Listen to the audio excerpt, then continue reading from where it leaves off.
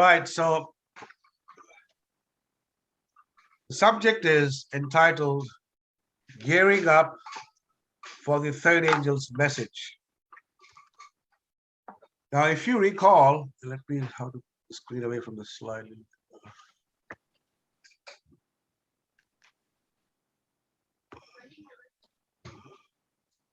Okay, it's good. The last time I spoke, the very first question that I had placed before us was this one. What is the one standout distinguishing mark of God's church that separates it from every other religion and even from every other church of the world?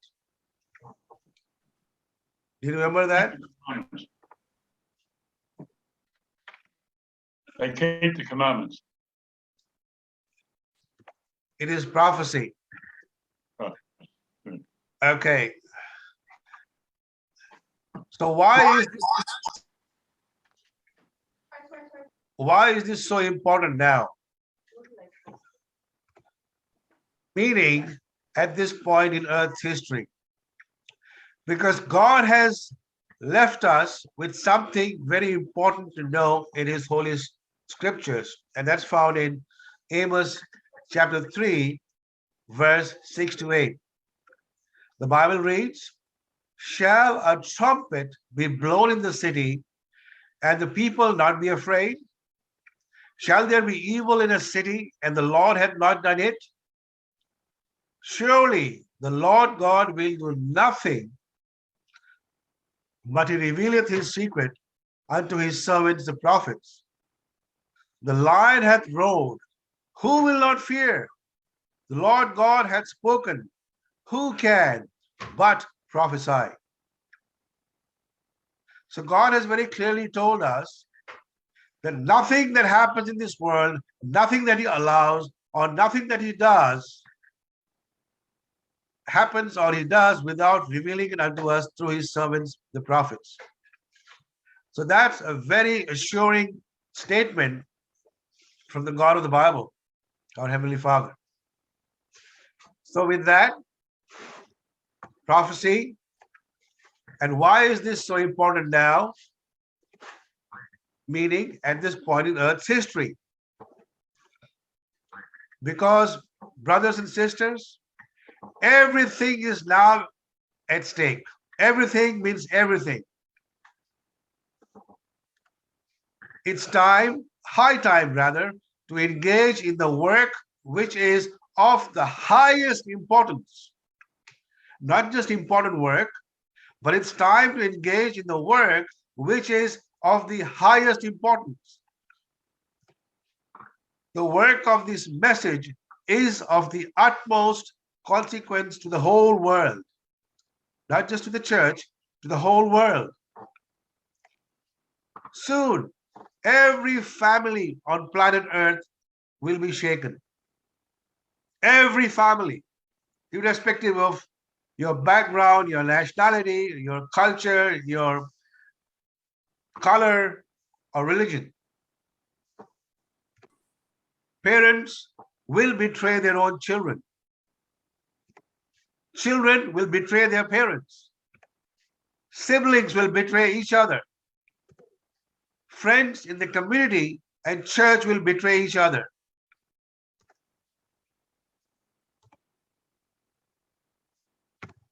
And the world can only be warned by seeing those. Now, here is the qualification for those who are supposed to be warning the world. The world can only be warned by seeing those who believe the truth, number one, who are sanctified through the truth, and number three, who act upon high and holy principles. Because for the world to be convicted of what you are sharing, they have to see the high and holy principles that you and I act upon.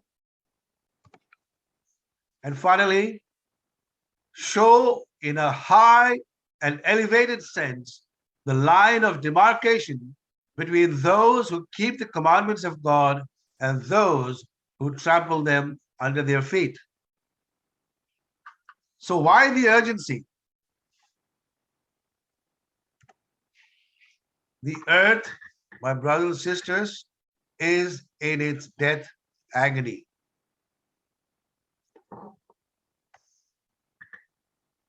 Now, here's the experience of the pioneers of God's last church. We are told the third angel has lighted up the past, the present, and the future. And they know that God has indeed led them by his mysterious providence. So, putting it in perspective for today, the third angel lights up, not the past, it like it lighted up for them, it lights up the past, the present, and the future. And it should be our experience to know that God is indeed leading us by his mysterious providence. Amen. The earth, brothers and sisters, is in its death agony.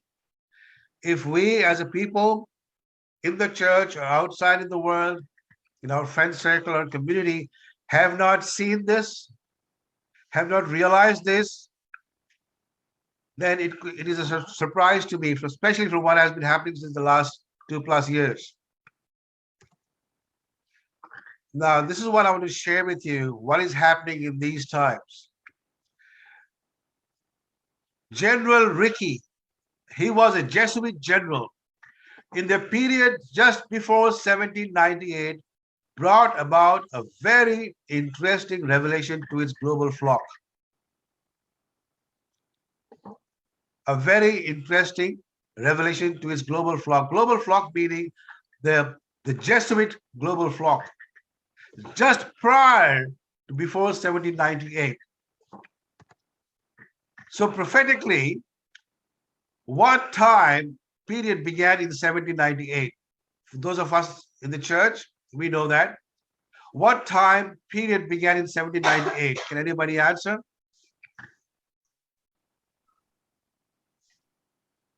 It is called. Deadly wound. Come again, Greg. The beast received its deadly wound. The time of the end. Yes, thank you. That's the second one. That you're correct as well, Greg. I was referring to and looking for the latter one, the Yep. time of the end. Now, excuse me,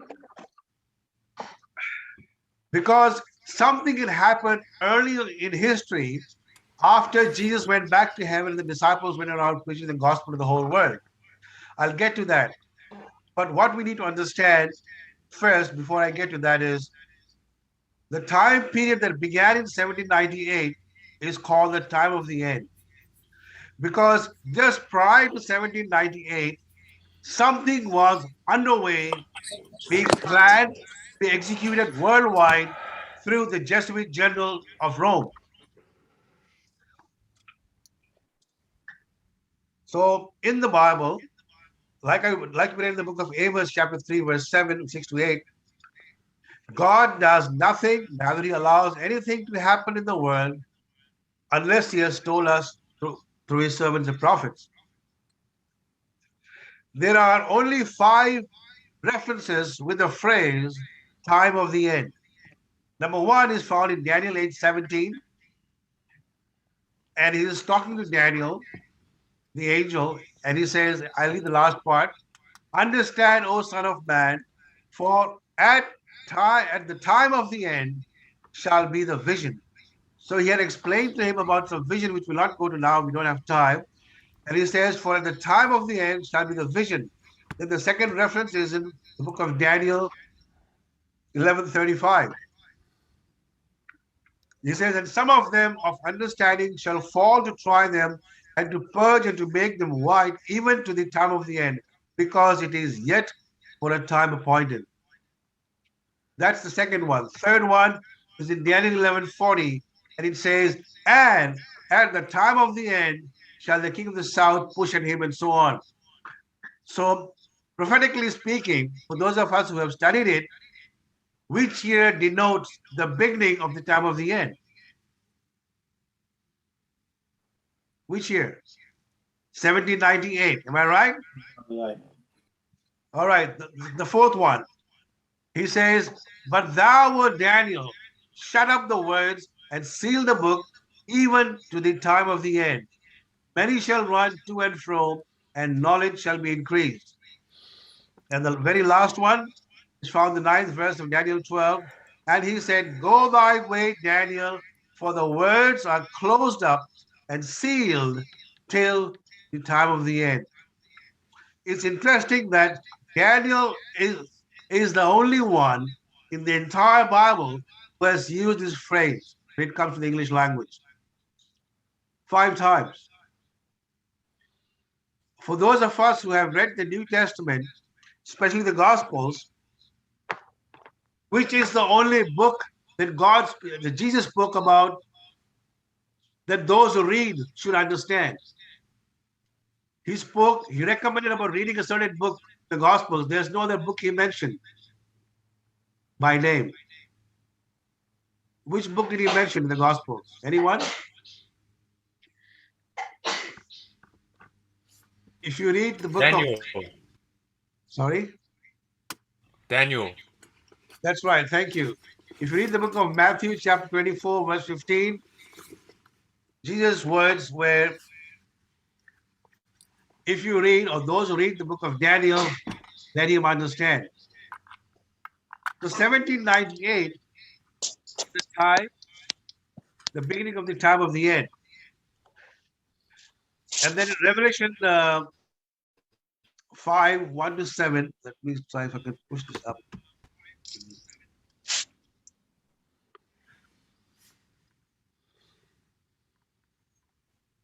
There is something happening because we read in the previous verse, if you remember,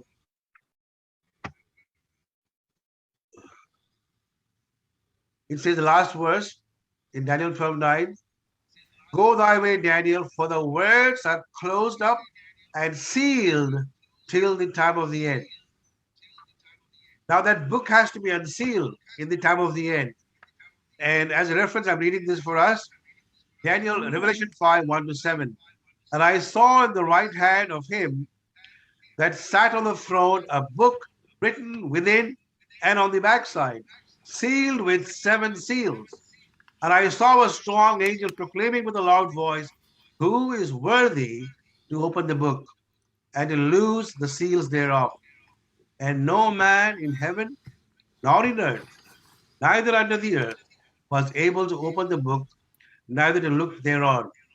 And I wept much because no man was found worthy to open and to read the book, neither to look thereon. And one of the elders said unto me, weep not. Behold, the Lion of the tribe of Judah, the root of David, hath prevailed to open the book and to loose the 7 seals thereof. And I beheld, and lo, in the midst of the throne and of the 4 beasts, and in the midst of the elders, stood a lamb, as it had been slain, having 7 horns and 7 eyes, which are the 7 spirits of God sent forth into all the earth. And he came and took the book out of the right hand of him that sat upon the throne. So it was Jesus alone who could open that book, the book which was sealed. And verses 12 and 13 of Revelation 6 says, and I beheld when he had opened the 6th seal, and lo, there was a great earthquake, and the sun became black as sackcloth of hair, and the moon became as blood, and the stars of heaven fell unto the earth, even as fig tree casteth her untimely figs when she is shaken of a mighty wind. Now these events happened very much around the beginning of the time of the end period, which was 1798. We know from history, it's there in black and white, that the greatest earthquake the world has ever seen, even till today, happened in the month of November 1755, those of us who can recall. The greatest earthquake happened. That's what this chapter, this book is talking about, this verse 12. A great earthquake and the sun became black. And that event happened, I believe it's in the month of May 1780, just 18 years prior to 1798. And for those of us who are new to this, you can look it up in history, you can find it, and if you want, I can help you out later on. And the stars of heaven fell, which was visible, and the history people have recorded this. It happened in the same month, November, as happened the great earthquake, but in the year 1833.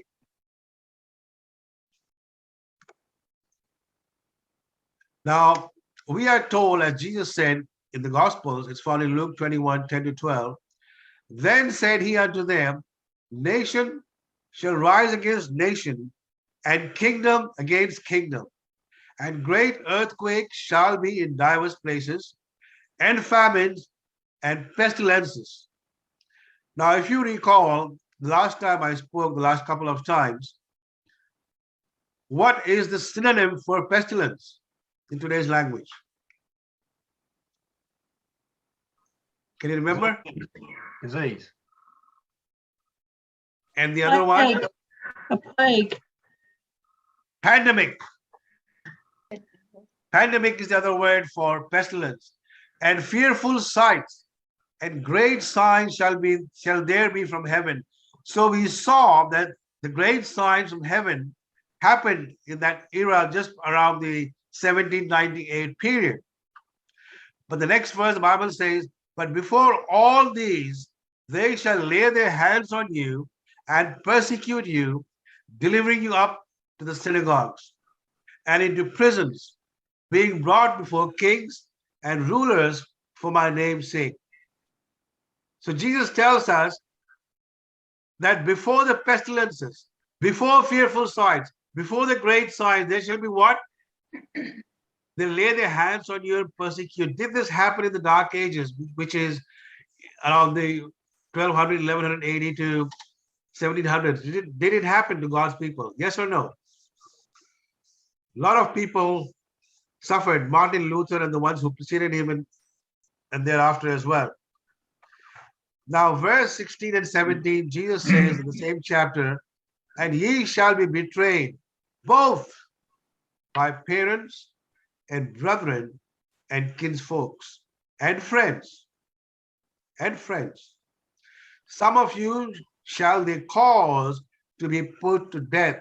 So your parents, your brethren, your kinfolk, and your friends can end up in a stage where they will cause some of us to be put to death. And then finally, and ye shall be hated of all men for my name's sake.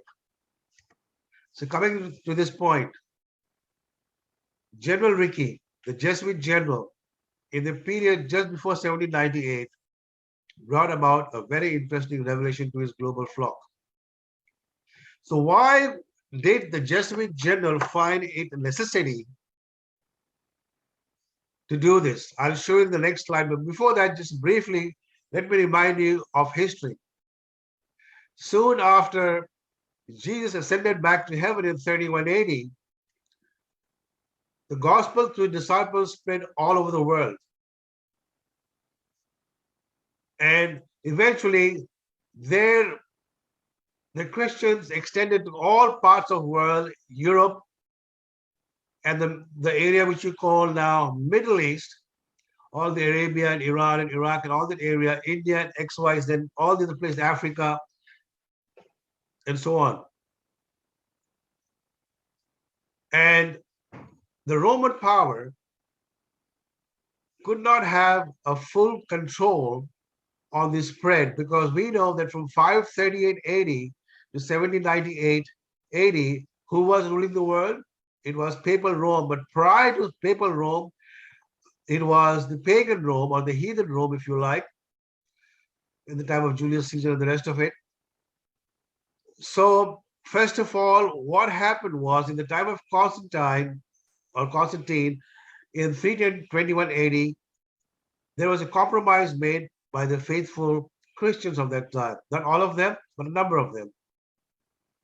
And because of that compromise, eventually we had the birth of papal Rome, or papacy was given. If the church or the Christians or the Protestants of Christ at that time did not compromise, that wouldn't have taken place, history tells us. And then, but they could not control. By the time papacy came into full power in the world, 538 AD, after destroying the last of their strong opponents, which was the Ostrogoths, the barbarians from Ostrogoths, they were destroyed.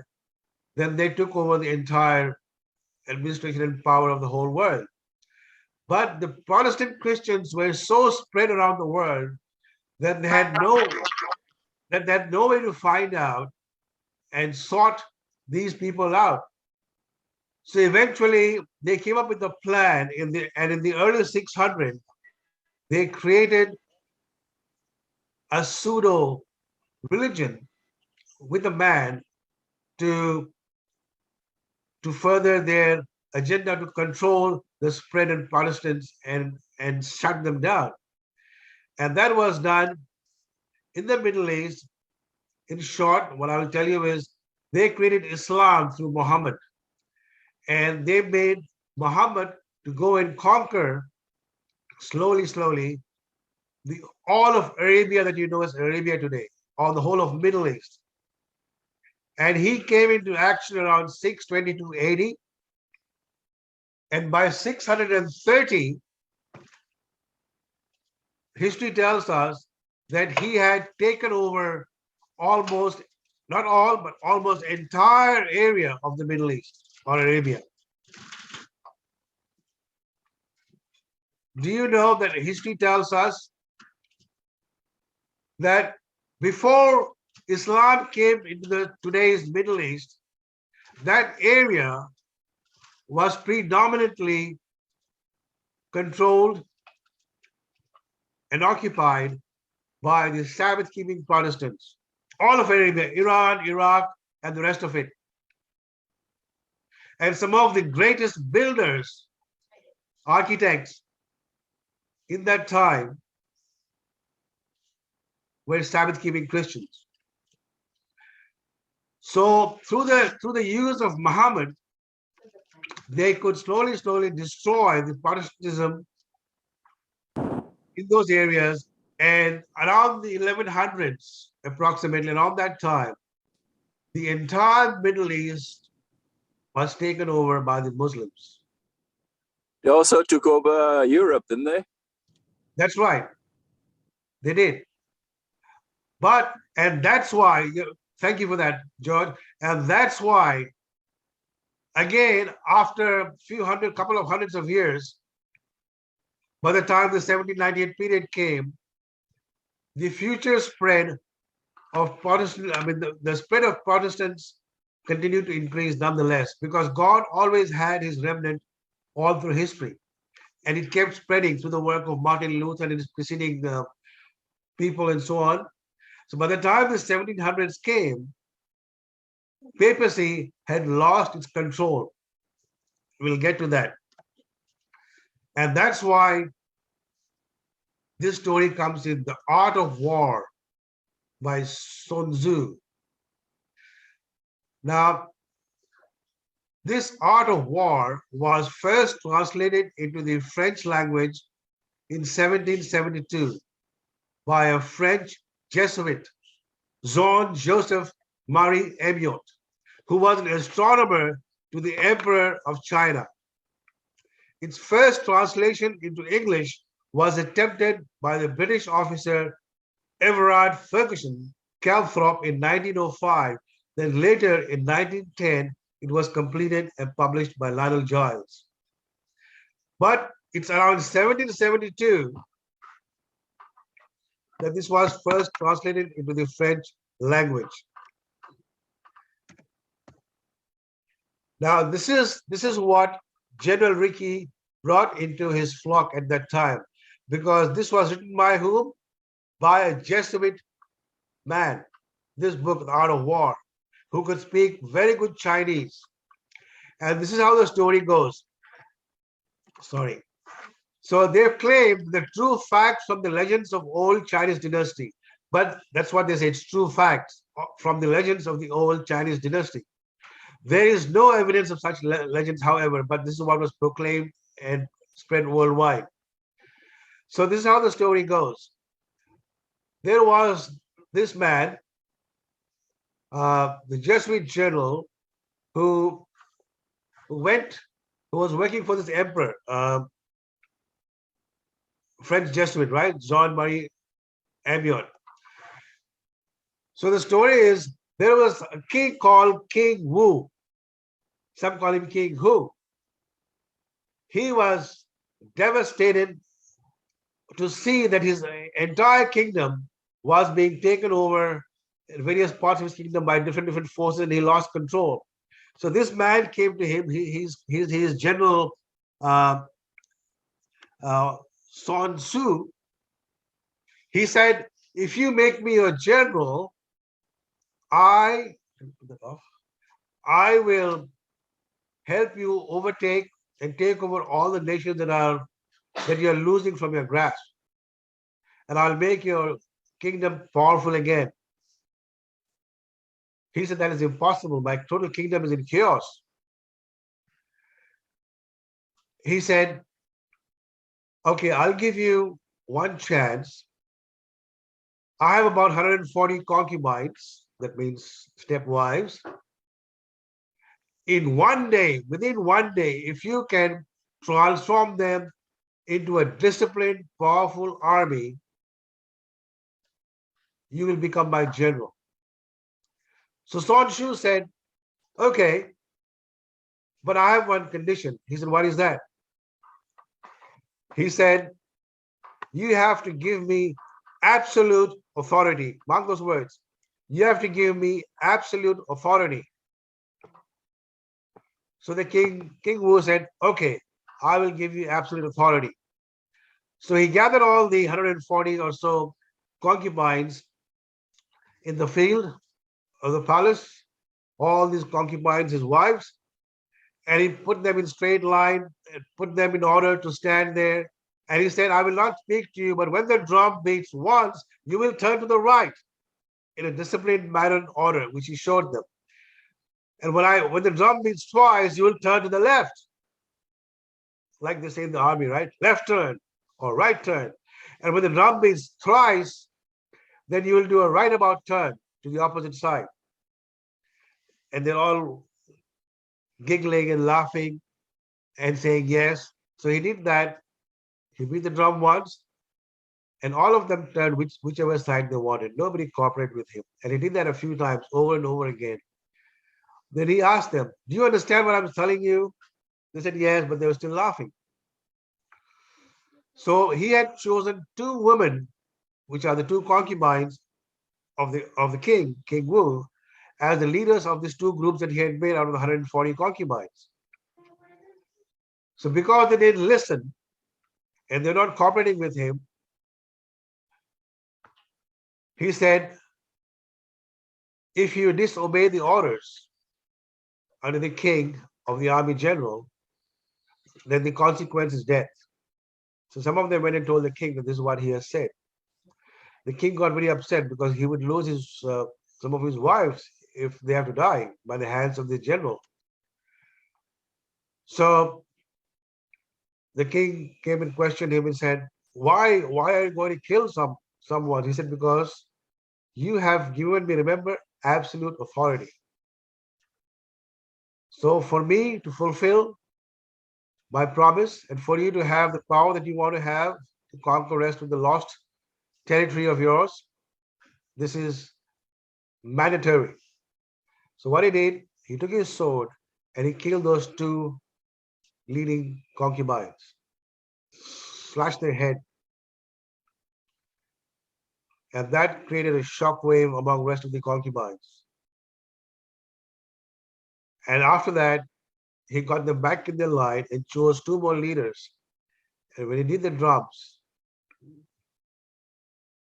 absolute, perfect, orderly right turn and left turn and right about turns.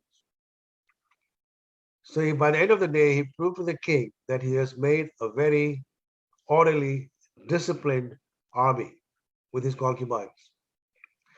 And the story goes on to say that in a short span from then, he won back every force, every nation that had been lost away from King Wu. So that's the story in short. And it is probable, brothers and sisters, that this is the Jesuit general's thinking that I just told you the story about from that Art of War book. Because what had happened, as I told you, the Protestants were increasing. That King Wu, in a sense, in their language and in their circle, is Pope of Rome. And from the control of the Pope of Rome, England had already rebelled. They had thrown out the Jesuits. Germany had already rebelled. The Dutch had thrown out the Jesuits. The Czechoslovak Republic has thrown out all the Jesuits as well. And that's why this Art of War book from the Jesuit general was brought into the worldwide flock of the Jesuits at that time. Now you can get the connection, right? And the principle number one of theirs is all warfare. It's a part of the book, and it's part of Jesuits' motto as well. All warfare is based on deception. All warfare. Did Jesus warn us of this long ago? Look there in Matthew 24, 3 and 4. He says, in the last, he says, take heed that no man deceive you. And this answer of Jesus was, when his disciples asked him in verse 3, tell us, when shall these things be, and what shall be the sign of thy coming and of the end of the world? So the first thing Jesus tells them, take heed that no man deceive you. So what is the meaning of deceive? It is to be seduced or to err. In fact, Jesus tells the well-known scripture Christians of that day called the Pharisees, he tells them, ye do err. Why do they err? Not knowing the scriptures nor the power of God.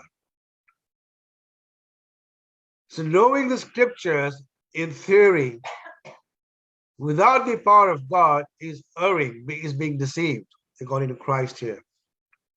Then in Revelation 12:9, he says, and the great dragon was cast out, that old serpent called the devil and Satan, which deceiveth the whole world. He was cast out into the earth, and his angels were cast out with him. So who is the primary oldest deceiver in the world? It's the devil, who was Lucifer before he fell. So principle one, as I said, according to that book, and the principles of the Jesuits of Rome, all warfare is based on deception. Now here's a verse in the very last book of the Bible, Revelation 12, verse 17. And the dragon was wroth with the woman and went to make war with the remnant of her seed, which keep the commandments of God and have the testimony of Jesus Christ. So dragon, meaning Satan, is angry with the woman. What does woman mean in Bible prophecy? Church, thank you. So he goes to make war with the remnant of that church, with the remaining people of that church. And this church can be no other church, but who conscientiously keep the commandments of God and have the testimony of Jesus Christ. Where in history does this prophecy take prominence? Anyone? That's the verse in verse 14, and we get it from there. And to the woman were given 2 wings of a great eagle, that she might fly into the wilderness, into her place, where she is nourished for a time and times and a half time from the face of the serpent. So in short, for those of us who are new, A time means 1 year, according to Bible prophecy. A times means time into two, that means 2 years. And a half time is half a year. So that's 3.5 years, according to the Jewish calendar, as the prophecy in the Bible will calculate it. So that makes to 1260 days, or little years in prophetic language. 1 day is equal to 1 year in Bible prophecy. So the 1260 years started in 538 AD, when papacy, the papal Rome, ruled the whole world, and ended in 1798, when a French general by the name of General Berthier took captive the Pope and took him to France. So 1260 years ended at that time. So this prophecy that we read prior to this is from that time. He was wroth with the woman to make war with them. And it becomes all the more urgent and expedient after 1798, and hence the plan of the Jesuit generals and the flock as a whole. Brothers and sisters, who owns and even controls the theater, the movies, the news, the radio, the TV, and the sound broadcasting, which includes music industry? After World War II, during September 1957, Pope John XIII gave the Jesuit theaters a broader horizon with his encyclical called Miranda Procis, which means looking ahead. And that's stated, which means Pope stated in the encyclical, that these technical arts, which is theater, movies, news, radio, TV, and the sound broadcasting music industry, can achieve this aim far more easily than the printed word. That was in 1957, brothers and sisters. It is the Jesuit general's birthright, not just to control these industries that we just read, but to own it. Now, we generally think, oh, it is the world's greatest wealth and banks are owned by the Rothschild. Really? Let's see what the truth is.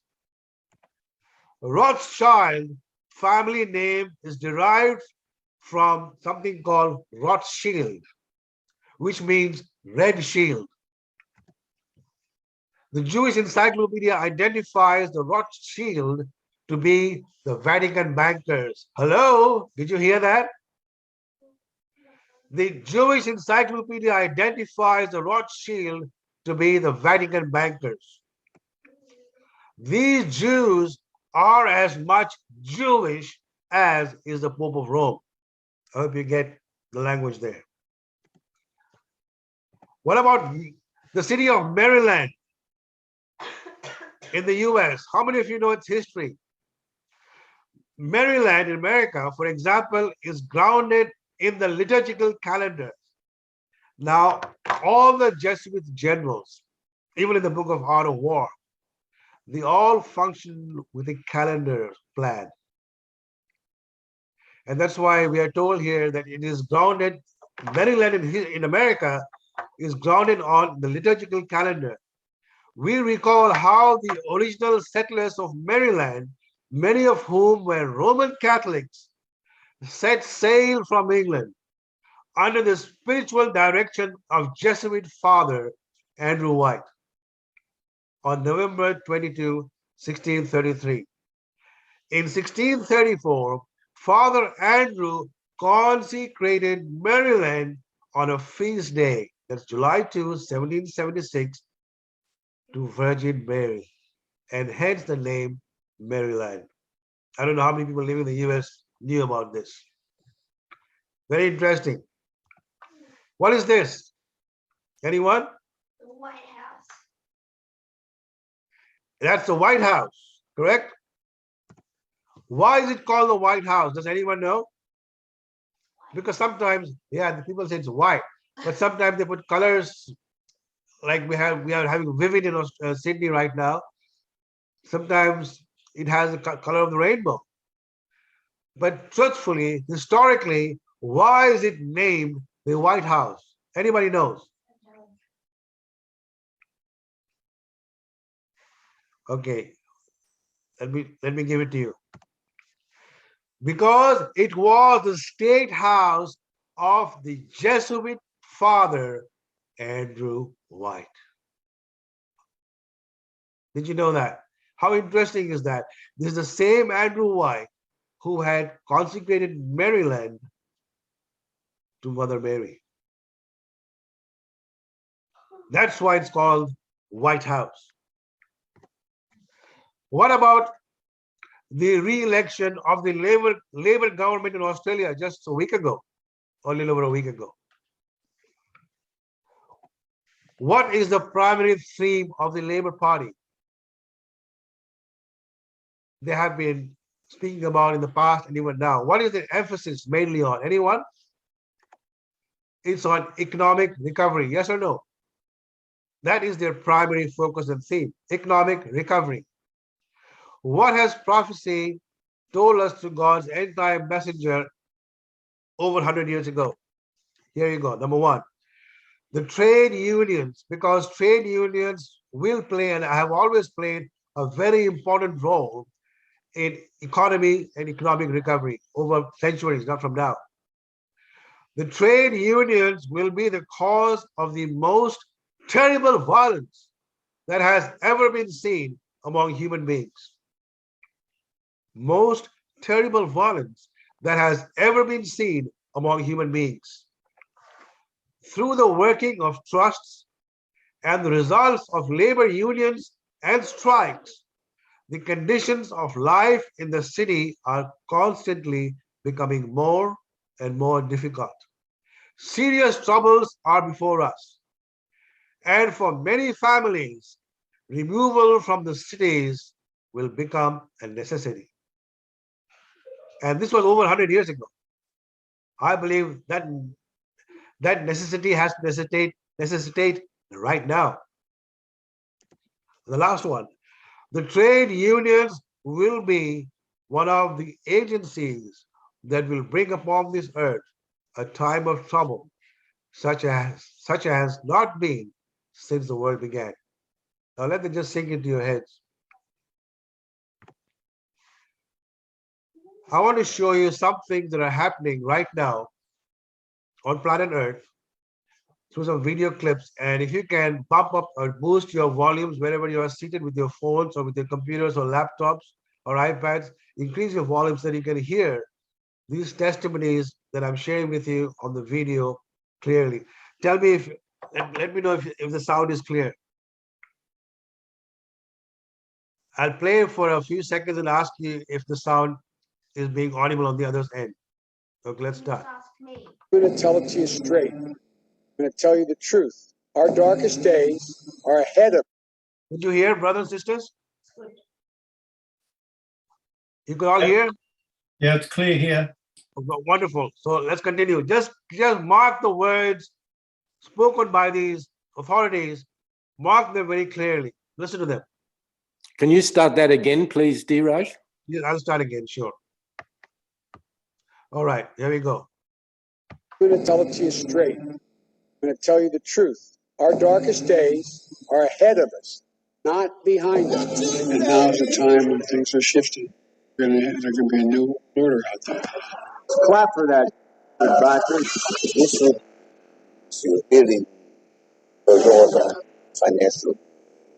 This alternative vision argues that ordinary men and women are too small-minded to govern affairs. That order and progress can only come when individuals surrender rights to an all-powerful sovereign. We are here to develop the great narrative story. You imagine, you have to design the future, and then you have to execute. So It's did you not working. notice? It's not working. It's breaking up. We got the words printed on the screen, but we just didn't get the voice coming through clearly. Right. I don't know. I wonder why. Let's give it one more shot. let's hope it works this time. I'm going to tell it to you straight. I'm going to tell you the truth. Our darkest days are ahead of us, not behind us. And now's the time when things are shifting. There's going to be a new order out there. Clap for that, Baxter. This will building financial. This alternative vision argues that ordinary men and No, women working, are D. too Rose. small-minded to govern affairs. Yeah, I think it's breaking up again, right? Anyway, It's you not got- working. Yeah, you got the basic picture of what was written there at least. Hopefully, we can put it in the recording and you can send it as a link to everyone who wants a copy. But you got what we are saying is President Biden is saying the darkest days is in the near future. It's coming in the future. And simple men like you and me cannot control our own affairs, Obama said. So something is on the horizon in the near future. I'm going to tell it to you straight. Now listen to let's see if you can listen to this one. Order is always the financial system. I was very privileged. My father was an advisor to Nixon when they came off the gold standard in '71. And so I was brought up with a kind of inside view of how very important the financial structure is to absolutely everything else. And what we're seeing in the world today, I think, is we are on the brink of a dramatic change where we are about to, and I'll say this boldly, we're about to abandon the traditional system of money and accounting and introduce a new one. And the new one, the new accounting, is what we call blockchain. It means digital. It means having a almost perfect record of every single transaction that happens in the economy. Did you hear that clearly? Yes. That was better. Thank you. That's good. Okay. Order is always the. Now, this is what Pope Francis said in 2021. He calls for a new world order after the pandemic. Interesting, after the pandemic. In a book-length interview with journalist Domenico Agasso titled God and the World to Come, scheduled for release in Italian on Tuesday, the pontiff reiterates his case for the Great Reset with a shift away from financial speculation, fossil fuels, and military buildup toward toward a green economy based on inclusiveness. After the coronavirus pandemic, no one today can afford to rest easy. Mark those words. After the coronavirus pandemic, no one today can afford to rest easy. The Pope declares in a lengthy extract from the book published by the Vatican News, the world will never be the same again.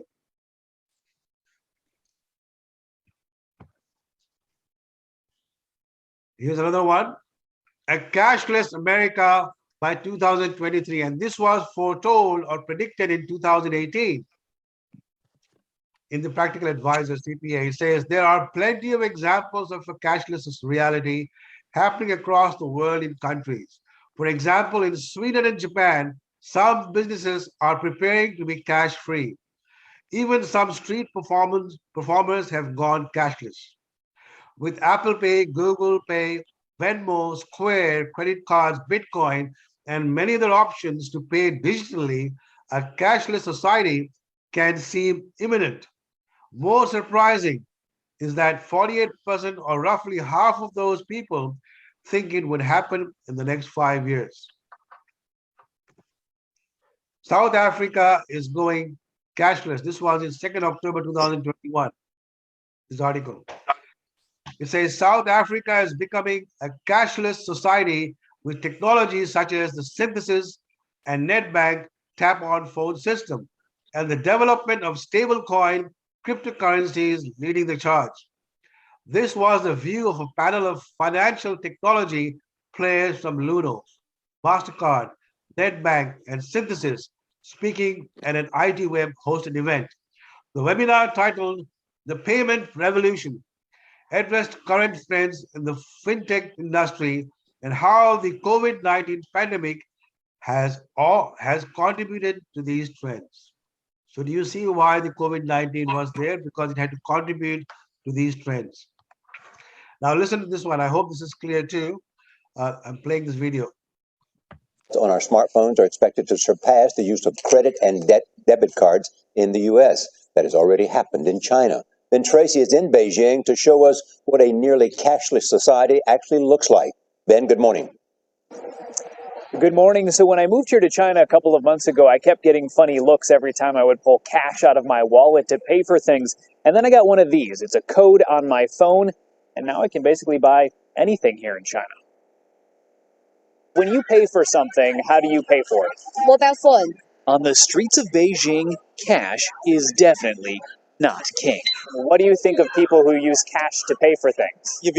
That's rare and weird, he says. Only the elderly and people who don't know how to use a phone pay cash. This woman says, I rarely take my wallet when I go out, just my phone. That's because those phones can buy just about anything, from clothes in the store to steamed buns on the street. They're used to pay for bike rides and bus rides, rent and utility bills. When was the last time you used cash? A month ago? Wow, that's... Could you hear that, brothers and sisters? Okay. Now, going back to the point that I had shared with you some time ago, who controls all the industries, the news, the TV, radio, and everything else? Who controls them? What did we read earlier? The Jesuit general. Not only do they control it, but they also own it. Right? Okay, let's go to the next one. On our smartphones are expected to surpass the use of credit. Okay, we'll play this one. Now, in all our analysis on CBDC, in particular for the use of general use, we tend to establish the equivalence with cash. And there is a huge difference there.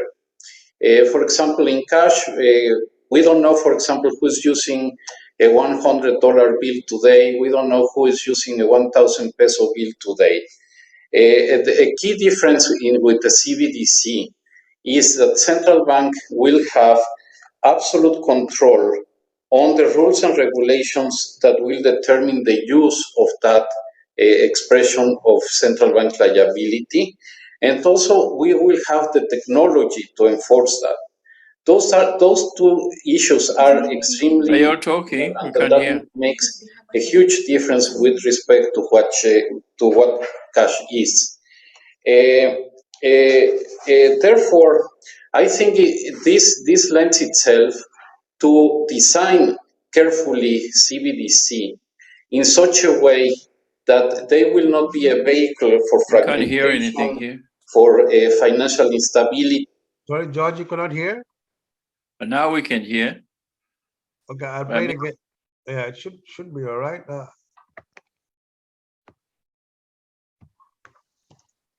We could hear it all clearly before I could anyway. Sorry? Hello? It was clear to us. Yeah, I can hear it clearly. I'll play the remaining. Just I'll not. That they will not be a vehicle for fragmentation, for financial instability, and for spillovers. Therefore, I don't think that by themselves CBDC is a threat to the international monetary system. For example, in the issue of currency substitution, if an advanced economy issues a CBDC and somebody in a third country wants to use it, it will require the consent of the central bank of the residence of that person. Therefore, the degree of control will be far bigger. Now, Okay. So what basically we're saying in short is with the cash, the system cannot monitor how much is being spent and where it is being spent. And that's why the goal of the international banks and the central banks worldwide, is to get into a system where they can control the expenditure of every penny of everyone every time. That's the whole goal. Okay, we'll go to the next one. Hopefully you can hear that one. Now, in order, This is Bill Gates. You all know that. Let's see if it's clear enough. I don't need to tell you that the poor have been unbanked for as long as there have been banks. Why is this time different? Well, it's really the digital revolution. The poorest have, bought cows, stored gold, put currency under their mattress, but they are getting cell phones, and the cell phone capability of identifying who's using the cell phone, letting you look at your spending patterns. That's going to be common sense. People are going to have help and lots of innovative products competing on top of this digital currency platform. So if technology, mobile phones, for example, digital money helps to increase access to financial services at the same time as it lowers the cost of delivery, why is philanthropy needed? Philanthropy should just be here to bootstrap this. There are a lot of regulations in this area, and understanding how those regulations can make the cost of remittances, where you're sending money back to your family in your country of origin, how right now that has about a 5% overhead on it. We think we have a role to make sure that, particularly for the smaller transactions, the regulations don't impose those very high costs. Once this gets going, then we'll step up to the applications and say, okay, how does a savings application help the mother make sure money's focused on the kids? How does it help them stay in school, set money aside for the uniform or for good future planning? In a typical year, the world emits over 51 billion tons of greenhouse gases. And as we keep doing that, the consequences for human life will be catastrophic. When I first fell in love with computers as a teenager, they were enormous, expensive, and only the government and big companies could afford them. But my friends and I became obsessed with a wild idea. What could we do if there was a computer on every desk? And now the wild idea is quite tame. Billions of people not only have computers on their desks, but even in their pockets. Now the world needs another breakthrough. In fact, it needs many breakthroughs. We need to get from 51 billion tons to zero while still meeting the planet's basic needs. That means we need to transform the way we do almost everything.